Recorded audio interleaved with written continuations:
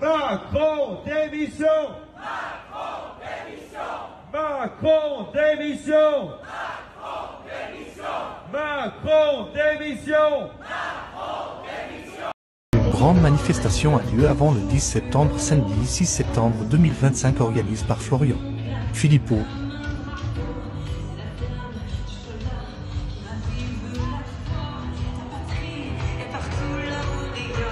Si Macron aime beaucoup le plan présenté par François Bayrou, c'est encore plus inquiétant. Alors, je vais vous dire, ce qui a été présenté, c'est pour les Français extrêmement violent. Les 10% d'abattement pour les retraités. Un retraité riche, c'est celui qui gagne plus de 1600 € par mois, c'est ce qu'on a appris. Les ALD et les affections de longue durée, dont les cancers, ça je peux vous dire, c'est la panique à bord chez tous ceux qui sont atteints. Ils seront plus remboursés en période de rémission, ce qui ne veut pas dire grand chose. Les 2 jours fériés, évidemment. On a plein de mesures comme ça qui sont apparues, l'année blanche, la TVA sociale sans le dire, et même cette idée de vaccination obligatoire, puisqu'il faut responsabiliser les non-vaccinés. On sait ce que ça veut dire. Donc on va aller forcer les gens, et ça nous rappelle des choses de sinistre période. Alors, moi, ce qui m'intéresse, c'est l'autosatisfecit, en fait. Oui, mais il demande, dans sa phrase, il dit si d'autres responsables politiques ont des idées, qu'ils nous les donnent. Mais moi, je vais lui donner des idées. C'est pas de taper sur les Français, c'est qu'il y a l'éléphant. Des idées intelligentes. Oui, mais même des idées massives en termes d'économie.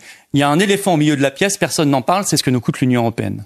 Ça, c'est le tabou absolu de la vie politique française. Chaque année, en ce moment, on donne 15 milliards en plus que ce qu'on reçoit. 15 milliards par an. C'est déjà plus d'un tiers du plan de M. Bayrou. L'an prochain, ça va passer à 21 milliards. La moitié de son plan. Et dans 2 ans, ce sera 25 milliards. Par an. Donc moi, je dis, on quitte l'Union européenne et on ramène ce différentiel à 0.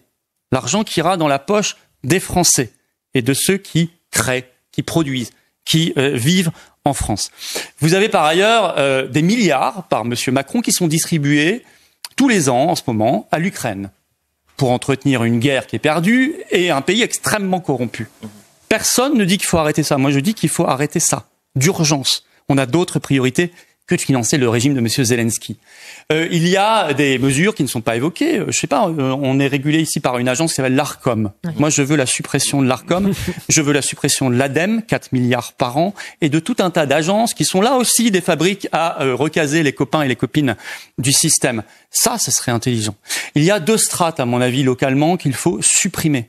La strate de la collectivité régionale, qui est récente, qui a engendré énormément de nouveaux élus, etc., agences, et puis les intercommunalités encore plus récentes, qui coûtent un pognon de dingue, là aussi. Vous voyez, et puis il y a une mesure qui me choque, c'est que tous ces gens-là demandent des 10% d'abattement, etc., des efforts aux Français.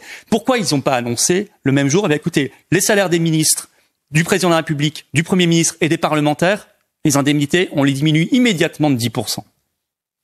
C'est peut-être symbolique, on me dira.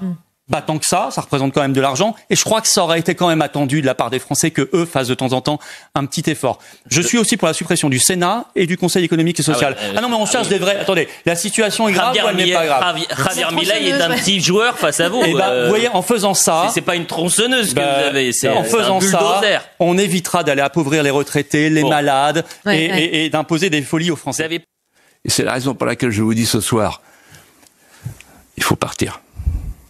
Il faut quitter cette broyeuse, retrouver notre souveraineté. Sinon, on ne pourra résoudre aucun de nos problèmes. Je le dis avec gravité, mais avec certitude, avec toute ma conviction. Peut-être que je suis un peu en avance de quelques années ou de quelques mois, comme d'habitude. Mais je m'en voudrais de pas vous l'avoir dit. Pendant toutes les vacances, chaque matin, chaque soir, je me suis dit, il faut que j'ose leur dire. Il faut partir. N'oubliez pas de mettre un pouce, un commentaire. Merci à tous.